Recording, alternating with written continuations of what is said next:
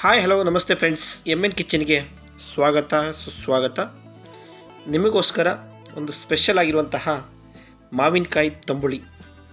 ಈ ಮಾವಿನಕಾಯಿ ತಂಬುಳಿ ಬೇಸಿಗೆ ಕಾಲಕ್ಕೆ ಹೇಳಿ ಮಾಡಿಸಿದಂತಹ ಒಂದು ರೆಸಿಪಿಯಾಗಿದೆ. ಹಾಗೆ ಮಾವಿನ ಸೀಸನ್ ಬಂತು ಅಂದರೆ ಈ ತಂಬುಳಿ ಮಾಡಿ ತಿನ್ನಲೇಬೇಕು. ಈ ಮಾವಿನಕಾಯಿ ತಂಬುಳಿ ತುಂಬ ಈಸಿಯಾಗಿ ಬೇಗ ಮಾಡ್ಬೋದಂತಹ ಒಂದು ಮಾವಿನಕಾಯಿ ತಂಬುಳಿಯಾಗಿದೆ.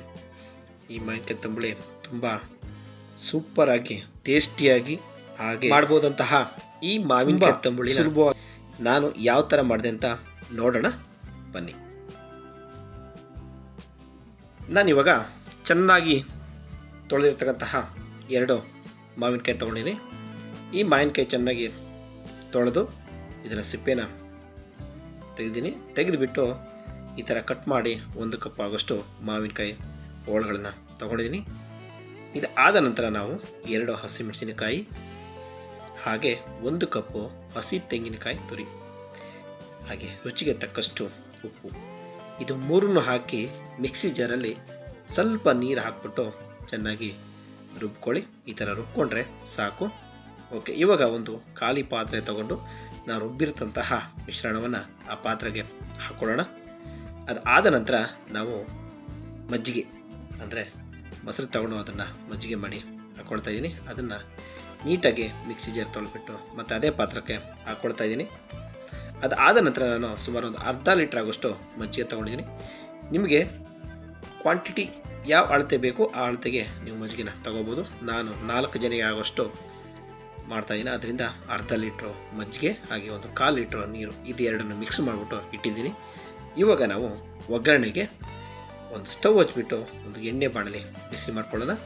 ಬಿಸಿ ಆಗಿರ್ತಕ್ಕಂತಹ ಎಣ್ಣೆ ಬಾಣಲಿಗೆ 1 ಸ್ಪೂನ್ ಆಗೋಷ್ಟು ಎಣ್ಣೆ ಕಾದ ನಂತರ ಅದಕ್ಕೆ ನಾವು ಒಂದು 1/4 ಟೀ ಸ್ಪೂನ್ ಆಗೋಷ್ಟು ಸಾಸಿವೆ ಸಿಡಿದ ಆದ ನಂತರ ನಾವು ಅದಕ್ಕೆ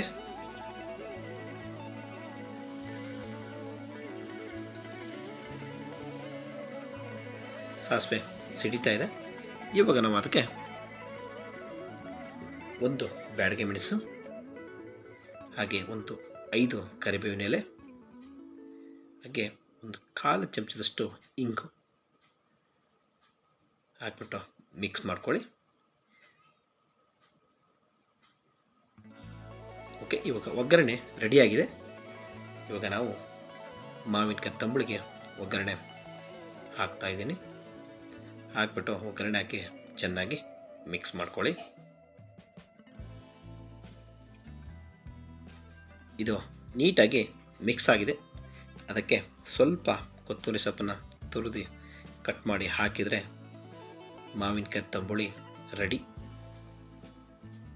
ನೋಡಿದ್ರಲ್ಲ ಫ್ರೆಂಡ್ಸ್, ಎಷ್ಟು ಸುಲಭವಾಗಿ ಮನೆಯಲ್ಲಿ ಮಾವಿನಕಾಯಿ ತಂಬುಳಿನ ಮಾಡಿ ನಾವು ಸಹ ತಿನ್ಬೋದಂತ. ಹಾಗಿದ್ರೆ ತಡ ಯಾಕೆ ಮಾಡ್ತೀರಾ? ನೀವು ಸಹ ಇದೇ ಥರನೇ ಮಾವಿನಕಾಯಿ ತಂಬುಳಿ ಮಾಡಿ ಅಂತ ಹೇಳ್ತಾ, ಈ ಮಾವಿನಕಾಯಿ ತಂಬುಳಿ ನಿಮಗೆ ಇಷ್ಟ ಆಗಿದ್ದರೆ ಎಮ್ ಎನ್ ಕಿಚನ್ಗೆ ಲೈಕ್ ಮಾಡಿ, ಶೇರ್ ಮಾಡಿ, ಸಬ್ಸ್ಕ್ರೈಬ್ ಮಾಡಿ. ಹಾಗೆ ತಪ್ಪದೆ ಈ ವಿಡಿಯೋನ ನಿಮ್ಮ ಫ್ರೆಂಡ್ಸಿಗೂ ಸಹ ಶೇರ್ ಮಾಡಿ.